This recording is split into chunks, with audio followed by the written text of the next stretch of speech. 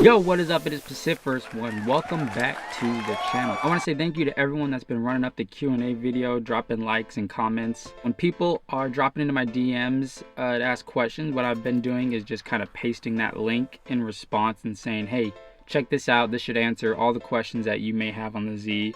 And if not, swing back through the DMs and let me know if there's anything else you have questions on. This has been helping me out a lot, kind of killed two birds with one stone. That way I can still help out everyone that has questions and then kind of grow my channel at the same time, you know? Bruh. And a lot of people, after directing them to the video, have been coming back and saying how much they loved it and how helpful it was, so I appreciate y'all for that. Now this video is kind of a part 2 of the Q&A, but we're diving into one specific question a little further, and that is the first one. This whole video is going to be based around the roof rack system, and we are going to be trying something new that I have not yet done because I've been terrified to do it. Now, like I said in the Q&A video, this is off of a 2014 Ford Focus. Now when I say that, you have to keep in mind when you're doing a search query on eBay for anything that's universal, they're just going to put every make and model under the sun in the descriptions that their product comes up.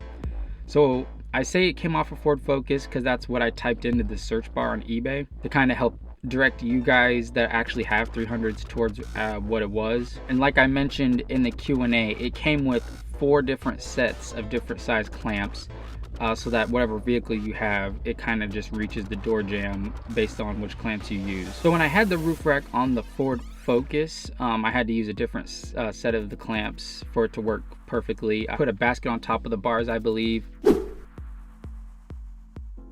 and never had any problems with them. And then when I switched over to putting the bars on the Z, I had to downsize to the smallest set of clamps that they provided. And so far, I've had 0 problems with the crossbars themselves. These crossbars had a roof box on them for 2020 Gatlinburg, and this Z drove about 16 hours in the span of 4 days. Sheesh!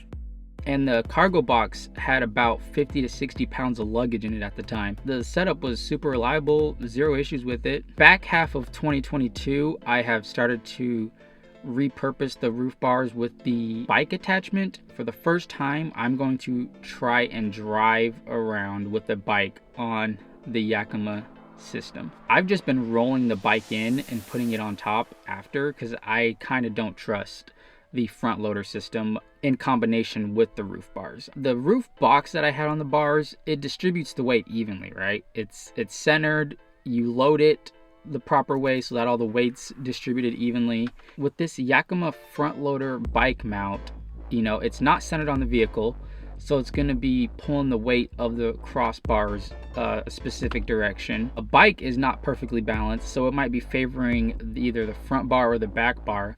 And on top of that, the center of gravity for the whole setup is constantly changing because of bouncing around on the road and wind and all that kind of stuff. So all those factors coming into play with how bouncy this Z is on the air ride. That's why I have yet to drive around with the bike actually on it. But we are gonna attempt that today. We're gonna throw the bike on, cruise around, and we'll hope for the best. All right, before I get into putting the actual bike on the car, there is something I wanted to mention in the last video that I kind of passed over and forgot. I wanted to give a shout out to Pac-Man Z. He was one of the 3 Zs that was in that first post that I ever put on my Instagram. And Pac-Man Z has paved the way and created so many trends around 300zx's. I believe he's, if not the first, he was one of the first people to put a bike rack on a 300zx. Sheesh. I'm not sure what roof rack system he was running. Probably wasn't anything similar to mine. Apart from the bike rack, he also pioneered Voltex diffusers on 300zx's, which has become a staple on them. Voltex diffusers, of course, were meant for WRX's, and then they later implemented them on Civics and stuff. But the way that you can retrofit a Voltex diffuser on a 300zx, it looks buff. Especially when you have the dual exit HKS exhaust. The way that diffuser cups the mufflers is just tough, bro. Let's go take a look at it. I mean, just look at how tough that is, bro. But yeah, we got to get this bike on and hope for the best.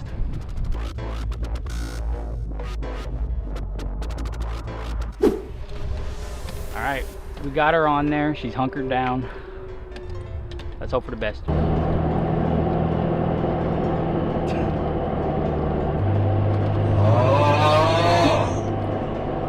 All right, bike rack's on. We're going out for a cruise with the bike.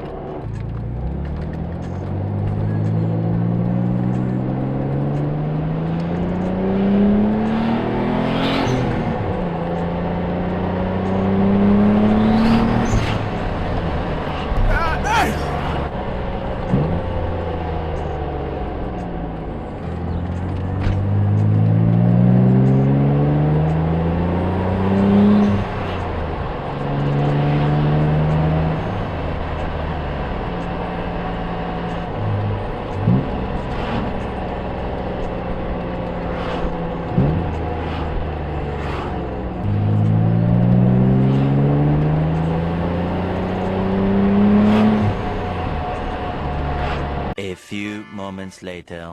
Out here running some errands and I ran into this. Sheesh. Sheesh. Same bumper as me, except it's the JDM version. The bike's still on, so that's a bonus. Bruh. I will pay someone to do that Jelly Belly livery on their car. Stop the cap.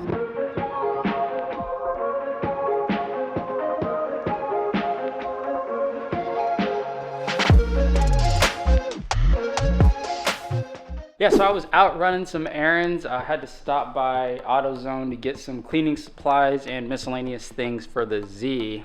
And I ran into another 300zx. I ended up parking next to him and I aired out. Two people came from the repair shop next door to come and look at it. And then I asked them, is this yours? Is this yours? Or, oh, no, but this thing's sweet. And then the dude came out of AutoZone and he just like was walking up all nonchalantly. I'm like, ah. This is the owner. But no, sure enough, it was. His name is Christian. I'll put his Instagram down below.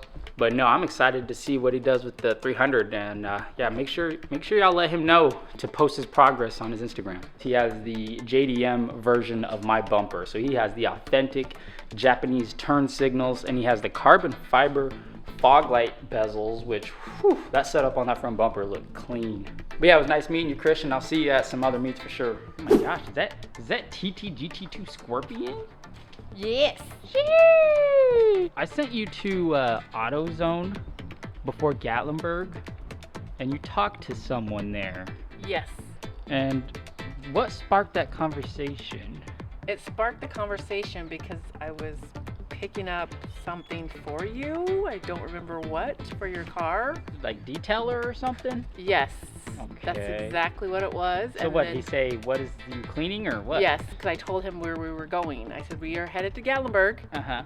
And he said, well, what kind of car is it? And I said, he drives a 300Z. Oh. And he replied with, hey, I have one too, I believe, a red one. Oh. And so that's what sparked the conversation. And I said, maybe my son will have to come up and you can see his vehicle one day. Okay, so it wasn't there. No, it was not there, because otherwise I'm sure he would have showed me. But yeah, no, it was well, not there. It was there today when we went, and we got to meet Christian. Ah, he has a name. Yes.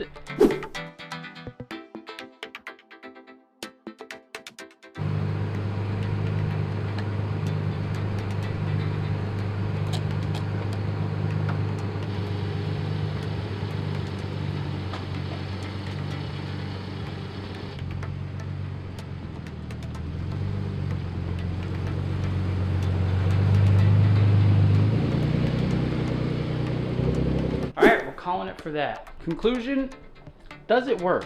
Yes. Would I go on a long road trip that required highway driving? No. Will I put the bike on again to cruise to local meets? Probably. Yeah, that's it for this one. I hope you enjoyed it. I definitely enjoyed filming it. It was cool to see the Z with the new setup, with the bike on it all aired out. It looked crispy. Leave a comment down below if you have any other questions, and maybe I can formulate a full video out of it. Be sure to subscribe and hit post notifications so you're notified immediately when my next video drops. And also follow me on Twitch at Paciferous1, Instagram at Paciferous1, and TikTok as well at Paciferous1. But until then, peace.